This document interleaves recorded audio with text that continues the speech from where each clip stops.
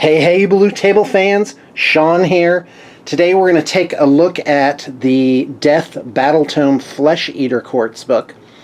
Now, there are 4 Grand Alliance books, and this one falls under the Death heading.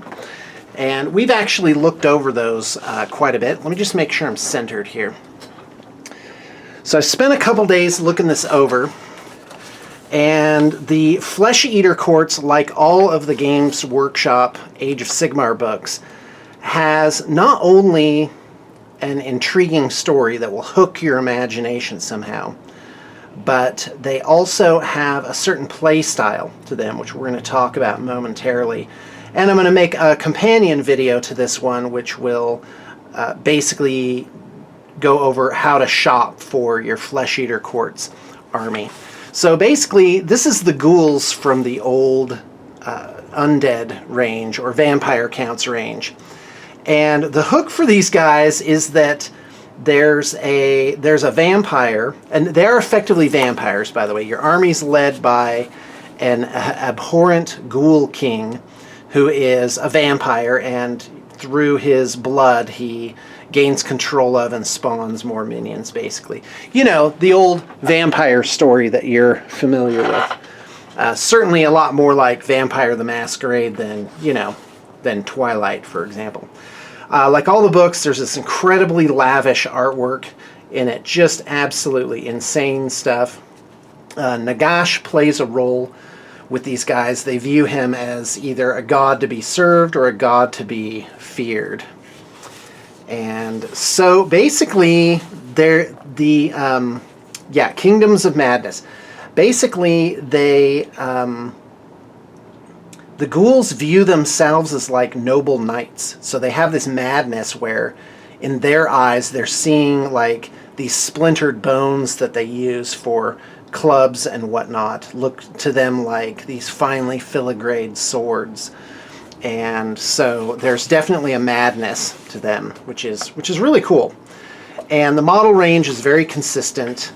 And of course, then there's a section that talks about each segment. So in terms of the model range, you've got the ghouls, which you may be familiar with the models for those. They're actually really good models.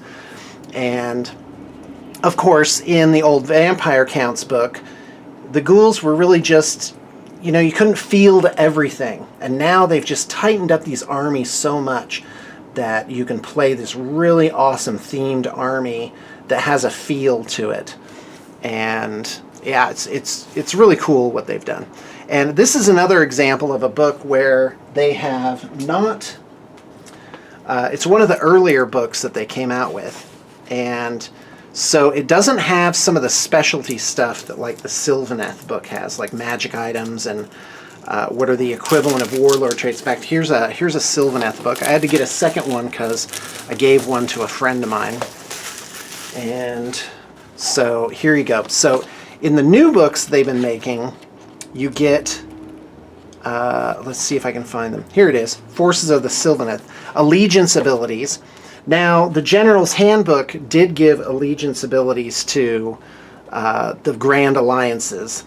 And this is what you get if you play a themed army or that has all the same keywords to them. So if you want Sylvaneth allegiance abilities, every single model in your army has to be a Sylvaneth model.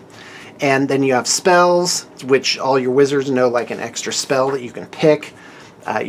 Some of your heroes can have magic items. And that's basically it. So there's a lot of bonuses to having an allegiance, basically. And again, the earlier books like this and Bone Splitters don't have those, but I'm sure they'll be published at some point in time. So Grisly Pageants. So in the ghouls, they call them Flesh Eater Courts because the ghouls themselves view themselves as a sort of royal. They have like a very strict hierarchy. So the Crypt Ghouls, which are a little bit larger, have been fed on vampire blood, and that's what makes these bigger creatures. And the Vargeists, which in this are called, I can't remember, it's like Flayers or some Flayed Ones or something like that. They've actually been fed the blood of zombie dragons. So Again, so this is an example. You see the sword here and sort of this bone. The shadow of it is actually a bone. So this is what they see. They see themselves as these royal knights clad in armor. And again, you've got one of these great sort of old D&D style planescape thing. By the way, I gave myself like a paper cut underneath my fingernail. That's not fun. So anyway, and of course some battles, you know, scenarios and whatnot. And yeah, here we go. And just like page after page of things that could be cover art just in their own right. Just this amazing stuff. Really, really, really cool. Okay, so let's get down to the War Scrolls. So if you're going to make an army, this is what you have as options. And again, I'm going to make another video basically telling you what it is that you would need to buy for this, because I've calculated it all out now. So there are 12 entries, and but there are only 5 kits. So the kits pull like quadruple duty in some cases. So for example, the Zombie Dragon Terrorgeist kit has this in it. It has the creature, but it also has the Ghoul King model, which can either be mounted on there or it can be used as a separate model. So you can get a Ghoul King on Terrorgeist and a Ghoul King on Zombie Dragon. And so when they die, these bats come out and inflict mortal wounds on units nearby. On each unit, friend or foe within 3 inches of it. They also heal. So the theme of these guys is healing, and also they start not summoning, it's not a spell, but they start supposedly, new guys, thank you, new guys start coming out of the woodwork to join the troops. So when you're playing these guys, you're definitely going to have this feeling. In fact, it was captured on, I think, the last of the battalion rules. It says, any who oppose them will find themselves assailed at great speed by a tide of voracious cannibals. And that is totally true. These guys are fast. They just regenerate. So like more guys are like crawling out of the ground. So that's their thing, is they add to existing units. And so we've got, they have, whether you do the Ghoul King on Terrorgeist or the Ghoul King on Zombie Dragon, you've got Unholy, you've got different spells for them.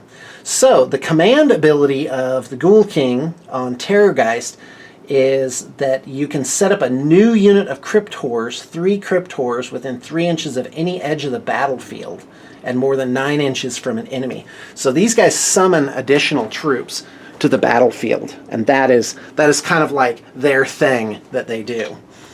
And in fact, that's kind of how the army works, is like more and more guys are showing up.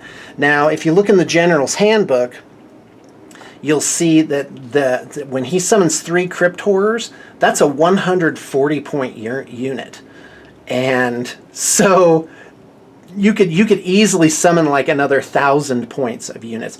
Quite frankly, I don't know how they're going to balance this army. I think, if anything, it is one of the tougher ones, because a lot of groups are putting limitations on summoning additional units. Like you have to buy them, and the summoning spell just brings them from reserve, which I think then makes it that too weak rather than just having them on the table to begin with.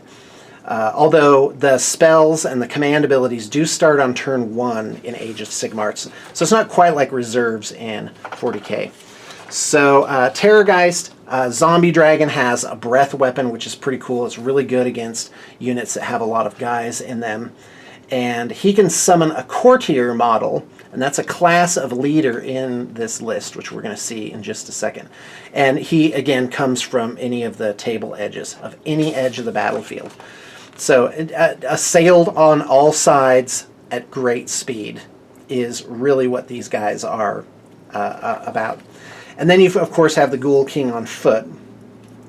And so his thing is a command ability is summon men-at-arms, and he summons 10 Crypt Ghouls every turn, and that's about 100 points of guys. That is 100 points. The Crypt Ghouls are 10 points each. And I don't like points, but of course, now the videos seem a little incomplete without at least talking about it. So the Vargulf Courtier, he's a leader type now. And his damage potential is actually pretty high, sitting pretty at 10 wounds, 10 possible wounds, with a very elite stat line with a lot of rending and really easy to hit and wound. And so the courtiers, each turn for each courtier you have on the board, you roll 6 dice, and they summon things. So on a 2 or more, he doesn't summon, I'm using the wrong term. He bolsters, let's say that, bolsters units that are nearby. So on every one that's a 2-up, he can add a Crypt Ghoul to a nearby Crypt Ghoul force, so that's about 50 points. And on a 5 or more, an average 2, he'll be summoning bolstering a Crypt Horror unit. And so they're just adding models. So in the Crypt Ghoul kit, and they come 20 in a box, and right now they're $40, so that's actually, there's been a great price reduction. Like, people should be talking about that, about the price reduction in Games Workshop models for Age of Sigmar. So there's one guy that can be done as the old champion, and that's a courtier, and he just adds attacks to, oh no, and yep, and he gets the 6 dice as well, and everyone that's a 2-up, he adds a Crypt Ghoul to a nearby unit. He bolsters units. Then you've got Crypt Ghouls. They don't have really anything too special. They get bonuses to their attacks for nearby leaders. Now you have the Crypt Horror kit, which is a kit that has 3 models in it. It's plastics. So one of them can be made into a Crypt Haunter Courtier. I don't know if I'm saying that right. And again, like all the other ones, every one of your hero phases, he rolls 6 dice. So he's going to live at least 2 turns. So he's going to bolster nearby units by at least 4 guys. So when you're making a Flesh Eater Quartz army, not only do you need to buy your army, but you need to buy all the guys that are going to be bolstered into the units. And so every roll of a 5-up adds another Crypt Horror. The Crypt Horrors have great damage output. They have 4 wounds. The saves on these guys aren't bad. It's 4-up, which is about as heavy as it gets. It's rare to see a 3-up save in Age of Sigmar. So 4-up is actually pretty heavy. 5-up is decent. Nothing wrong with it. And again, they get bonuses if there's leaders nearby. And they also heal. Each Crypt Horror heals 1 wound in each of your hero phases. So, whew, man, I really don't want to go up against this army. These guys are super fast. They're 12 inches. These are the old Vargeist things. They're called Crypt Flayers now. Or a Crypt Infernal Courtier. So this is the leader, and then these are the guys. And he does the same thing as the other one. He bolsters these units. You roll 6 dice. Everyone that's a 5 or up, average 2, will add a model to one of these nearby units. And these guys can fly. They have what's the equivalent of rending, and the fearsome battle cry makes probably a guy here and there actually run away. But it is something that happens in the shooting phase. Interesting. But these guys have, this guy has 6 wounds, 4 wounds, yeah, so 4 wounds, not too bad. You'll notice, I don't know if you can read it, but there's 10 bravery all around, so really good stuff. And then the last 2 entries are the Terrorgeist and the Zombie Dragon. And the interesting thing on the Terrorgeist is that if you make a wound roll of a 6, so you've got on his Fanged Moth, so 3, and then it's a 4-up to hit, so that's 1 or 2 every turn. But if you roll a 6, he does 6 mortal wounds, and that is amazing. That is just awesome. And he also gets bonuses for nearby leaders. He starts regenerating D3 wounds. Okay, and then of course the Zombie Dragon has his breath weapon. And so let's look at the battalions. Now what I discovered by reading the battalions, I do believe there's 8 of them, is that you'll need, I'll just do this in my purchasing video about shopping. Like actually what is it that you'll buy for a basic army, and what will you need to buy for to get everything. because you're going to need about 10 boxes of these crypt horrors to make the flayers too. And you're going to need 4 boxes of zombie dragons to make everything that's possible there. And you're going to need, and in fact you can magnetize the rider on it. And you're going to need, I think, right around 80 ghouls, so 4 boxes of ghouls. And then, of course, a few Vargulfs, which are really cool models. Too bad they're not very posable. Okay, so anyway, so let's keep going. But you know what? You would end up with, it'd be an interesting conversion. Let me show you.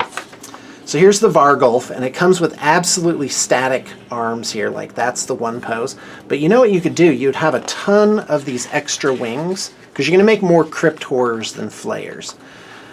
You would have a lot of these extra wings on here, which are very posable, and they would not be out of scale for this guy. So getting a couple of these and just maneuvering the wings on there, maybe adding some claws and making them a little beefier, is actually not too bad of an idea.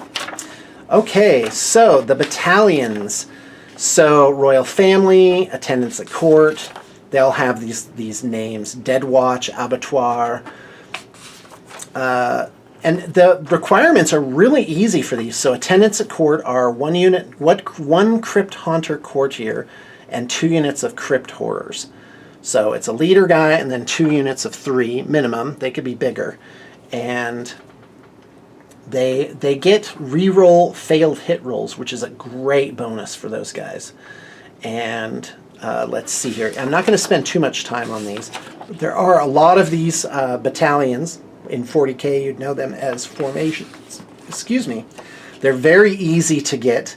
Most of them logically make sense within the kits, so it's not like really oddball stuff that you have to buy. Royal Menagerie is 3 of the big flyer guys, zombie dragons or terrorgeists.